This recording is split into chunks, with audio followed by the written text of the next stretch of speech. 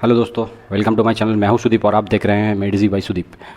तो दोस्तों, जैसे कि आप लोग जानते हैं कि एसबीआई का नया recruitment process for junior associates का रजिस्ट्रेशन स्टार्ट हुआ है 27 अप्रैल से, जिसका लास्ट डेट है 17 मई को।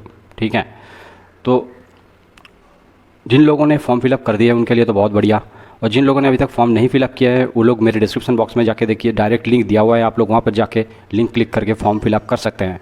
तो इस बार एसबीआई 5000 रिक्रूटमेंट करने वाला है। पिछले साल एसबीआई ने 8000 वैकेंसी के साथ फॉर्म निकाला था, लेकिन इस बार 3000 वैकेंसी घट गया है। लेकिन जो भी है, अभी जो प्रेजेंट सिनेरियो चल रहा है, इस सिचुएशन में जहाँ पर अनएम्प्लॉयमेंट दिन पे दिन बढ़ते चला जा रहा है और बहुत सारे एग्ज़ाम पोस्टपोन्ड हो गया है, इस बीच में 5000 वैकेंसी एक बहुत ही बड़ा बात है। हम लोगों को तो 5000 सीट चाहिए नहीं चाहिए, तो एक सीट हासिल करना है बस। तो एसबीआई जनरली एग्ज़ाम कंडक्ट करता है 15 से 25 जून के अंदर। ओके, तो आज है 8 मई।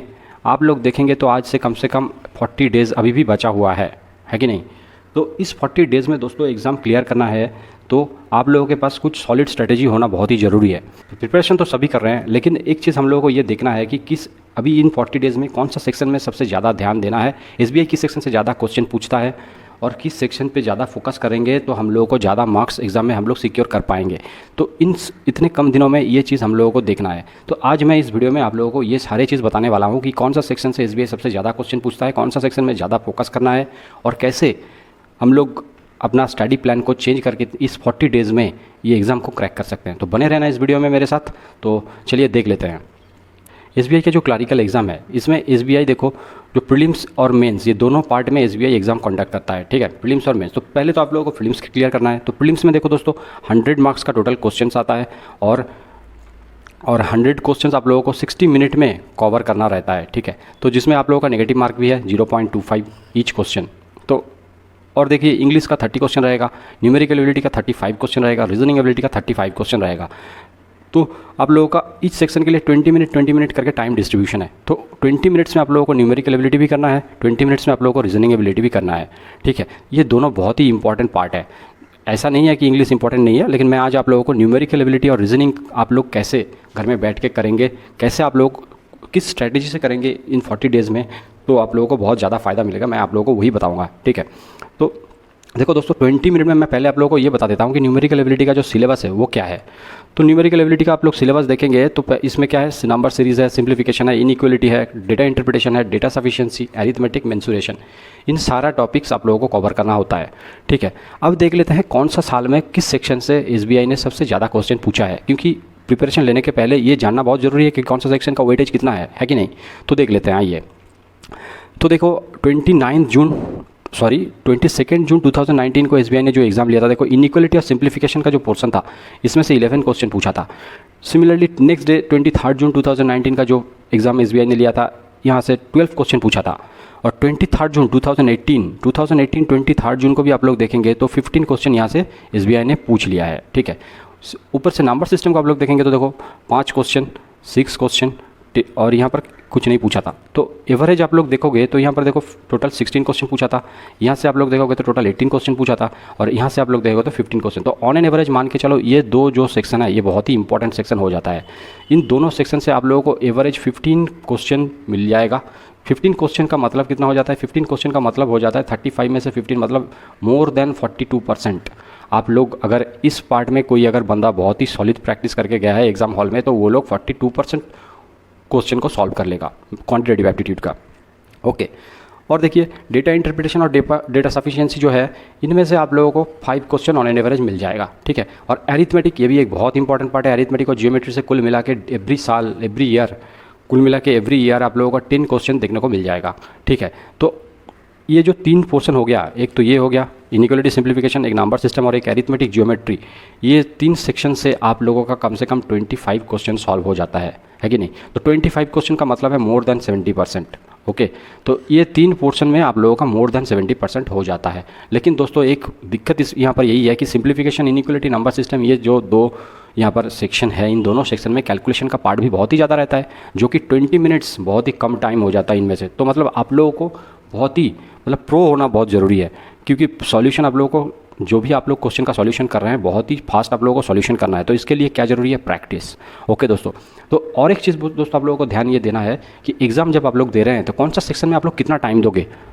ठीक है, ये बहुत इंपॉर्टेंट पार्ट है, क्योंकि एग्ज़ाम हॉल में क्वेश्चन को मैनेज करना ये भी बहुत मतलब सक्सेस के लिए ये बहुत इंपॉर्टेंट पार्ट हो जाता है। ठीक है, तो एक चीज़ आप लोगों को मैं दिखा देता हूँ। आप लोगों को 20 मिनट्स में 35 क्वेश्चन आप लोगों को सॉल्व करना है, जिनमें से देख लो आप लोग inequality, simplification and number system, इनमें से 15 क्वेश्चन आप लोगों को सॉल्व करना होता है। तो इन 15 क्वेश्चन में अगर आप लोग कम से कम 7 मिनट में सॉल्व कर लेते हो, ठीक है, 7 मिनट में आप लोगों को सॉल्व करना ही करना है, कर लेते हो नहीं, करना ही करना है 7 मिनट में। ठीक है, फिर आ जाते हैं मैं एरिथमेटिक पोर्शन पे। एरिथमेटिक में मिनिमम 10 क्वेश्चन है, तो इस 10 क्वेश्चन को भी करने के लिए आप एरिथमेटिक और जियोमेट्री दोनों मिला के 10 क्वेश्चन, इन 10 क्वेश्चन को आप लोगों को करने के लिए मिनिमम 7 मिनट में आप लोगों को सॉल्व करना है। तो बच जाता है कितना आपका 6 मिनट। ये जो 6 मिनट बच गया, ये 6 मिनट आप लोग डेटा इंटरप्रिटेशन और डेटा सफिशिएंसी में लगा दो। ठीक है, तो डेटा इंटरप्रिटेशन और डेटा सफिशिएंसी में आप लोग लगा दोगे तो यहाँ पर आप लोगों को कम से कम ये दोनों मिला के 10 क्वेश्चन आ जाएगा। तो 6 मिनट में आप लोगों को ये 10 क्वेश्चन सॉल्व करना बहुत ही ज़रूरी है, और ये सॉल्व हो भी जाता है, ये इतना दिक्कत है नहीं। लेकिन दोस्तों अभी इन सिचुएशन में अभी आप लोगों के पास बस 40 डेज़ ही बचा है, तो इन सिचुएशन में आप लोग कैसे प्रिपरेशन लोगे। ठीक है, तो देख लो दोस्तों, आप लोगों को अभी जो है अभी डेली बेसिस इनइक्वलिटी, सिंप्लीफिकेशन, ये दोनों ही 20 + 20 एवरी डे कम से कम 40 क्वेश्चन आपको दिन में सॉल्व करना बहुत ज़रूरी है। फिर आ जाते हैं हम लोग नंबर सिस्टम पे। नंबर सिस्टम में एक हो जाता है मिसिंग नंबर और एक हो जाता है ऑड आउट। ओके, तो ये दोनों ही पार्ट जो है, ये दोनों आप लोग 20 करके 40, इन दोनों का भी आप लोग डेली बेसिस घर में आप लोगों को प्रैक्टिस करना है। फिर आ जाते हैं एरिथमेटिक और जियोमेट्री, ये आप लोग कैसे करेंगे। इनके लिए मैं आप लोगों को बोलूँगा, जिन लोगों ने प्रिपरेशन बहुत पहले से ले रहे हैं बहुत ही बढ़िया, जिन लोगों ने अभी तक प्रिपरेशन नहीं लिया है वो लोग आप जाके जो किरण का एक चैप्टर वाइज ईयर वाइज एक आ जाता है, ईयर वाइज एक किरण का बुक मिलता है, जहाँ पर आप लोगों को हर एक ईयर में चैप्टर, कौन सा चैप्टर से कितना क्वेश्चन आया था, ये आप लोगों को मिल जाएगा 2003 से टिल डेट। जो लोग अभी पढ़ाई शुरू कर रहे हैं तो उन लोगों के लिए एक बहुत ही बढ़िया बुक है। आप लोग जाके वहाँ से एरिथमेटिक और जियोमेट्री का डेली बेसिस 2 क्वेश्चन सॉल्व कर लो। 2 क्वेश्चन मतलब 2 पेपर। ठीक है, तो डेली बेसिस 2 पेपर यहाँ से सॉल्व करो।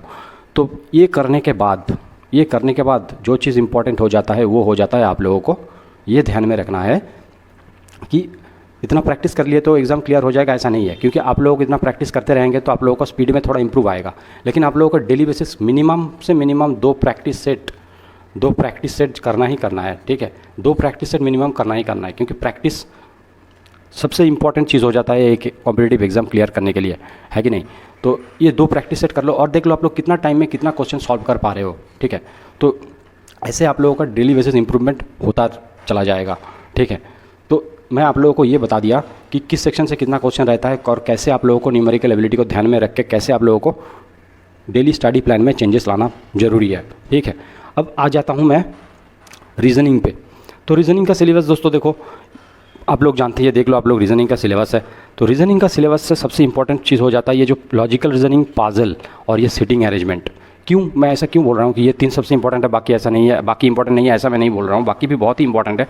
लेकिन ये जो 3 है ये जो 3 सेक्शन है दोस्तों, आप लोग देखोगे तो ये 3 सेक्शन से देखो, पाजल से एवरी ईयर मिनिमम 10 क्वेश्चन पूछा जाता है, सिटिंग अरेंजमेंट से भी मिनिमम 5 to 10 क्वेश्चन पूछा जाता है। तो कम से कम आप लोग मान के चलो कि 20 क्वेश्चन तो यहाँ से ही हो जाएगा। तो दोस्तों देखो, यहाँ से 10 और यहाँ से 10 मतलब कुल मिला के 20 क्वेश्चन तो इन दोनों सेक्शन से ही आप लोगों को सॉल्व हो जाएगा। 20 क्वेश्चन का मतलब है 35 में से 20 का मतलब कितना हो जाता है कि मिनिमम 60%। तो मिनिमम 60% इन दोनों सेक्शन से आप लोगों का जो रीजनिंग सेक्शन है वो कवर हो जाएगा। उसके बाद तो बाकी का सेक्शन में देख लो, blood relation, syllogism, coding decoding, इनमें से भी क्वेश्चन बहुत कम ही पूछा जाता है, लेकिन कम से कम 2-3 करके तो आएगा। इनके लिए प्रैक्टिस भी बहुत ज़रूरी है। तो इसके लिए आप लोग प्रिपरेशन कैसे लेंगे, तो डेली दोस्तों जो आप लोगों को मैंने बताया कि 2 practice set every day must, तो 40 डेज़ में आप लोगों को 80 प्रैक्टिस सेट हो जाएगा। ये 80 प्रैक्टिस सेट दोस्तों आप लोग कर लिए तो मतलब आप लोगों को कोई एग्ज़ाम में रोक नहीं पाएगा। ठीक है, आप लोग देख लो कैसे आप लोग ये पजल और सिटिंग अरेंजमेंट ये दोनों को अलग से, तो 2 प्रैक्टिस से डेली घर में बैठ के तो आप लोगों को करना ही करना है। लेकिन एवरी डे आप लोग ये मान के चलो कि कम से कम 10 पजल और 10 सिटिंग अरेंजमेंट करना ही करना है एवरी डे। ओके, तो ऐसे आप लोग करोगे तो 40 डेज़ में मान लेता हूँ 30 डेज़ तक आप लोग कर लोगे तो 300 पजल आप लोगों का हो जाएगा, 300 सिटिंग अरेंजमेंट आप लोगों का हो जाएगा। ओके, तो इतना आप लोग कर लिए तो मतलब बहुत ही आसान है। जो लोग ये सोच रहे हैं कि बस 40 डेज़ ही बचा है, अभी प्रिपरेशन लेके करेंगे क्या, लेकिन दोस्तों अभी भी मौका है। आप लोग अभी आज से भी शुरू किए तो आप लोगों के पास चांसेस अभी भी बहुत है। आप लोग देख सकते हैं, आप लोग पजल 300 हो जाएगा, सिटिंग अरेंजमेंट 300 हो जाएगा और ऊपर से 80 प्रैक्टिस सेट आप लोगों का हो गया। ओके, जो कि बहुत ही इंपॉर्टेंट चीज़ है। ओके, तो अब दोस्तों आ जाता हूँ मैं, ये तो रीजनिंग और मैथ्स आप लोगों से मैं डिस्कस कर लिया। तो आप लोगों से अभी मैं ये देख लेता हूँ कि कौन सा सेक्शन के लिए क्या क्या बुक आप लोगों के पास होना बहुत ही ज़रूरी है। तो देखो दोस्तों, इंग्लिश के लिए आप लोग एसपी बख्शी उठा लो, को ऑब्जेक्टिव इंग्लिश के लिए, ग्रामर के लिए रेन मार्टिन उठा लो, और केडी पब्लिकेशन का जो प्लिंथ टू पैरामाउंट का 2 वॉल्यूम है, इसका 2 वॉल्यूम का बुक है, वो 2 वॉल्यूम बहुत ही इंपॉर्टेंट बुक है, बहुत ही बढ़िया बुक है। ओके, आप लोग इसको यूज़ कर सकते हैं। और एक बुक आ जाता है English language chapter wise by Kiran publication, ये भी बहुत शानदार बुक है, आप लोग इस बुक से भी पढ़ सकते हो। ठीक है, अब आ जाते हैं रीजनिंग के लिए क्या क्या बुक। रीजनिंग ये एक यूनिवर्सल बुक है आर एस अग्रवाल का, बहुत ही शानदार बुक है। एनालिटिकल रीजनिंग एम के पंडे बेस्ट, ये बहुत ही शानदार बुक है। ओके दोस्तों, तो आप लोग जरूर ट्राई कर लेना। और chapter wise solve papers 2003 to till date by Kiran publication, ये बुक भी आप लोग फॉलो कर सकते हैं रीजनिंग के लिए। ठीक है, अब देख लेते हैं दोस्तों क्वांटिटेटिव एप्टीट्यूड के लिए।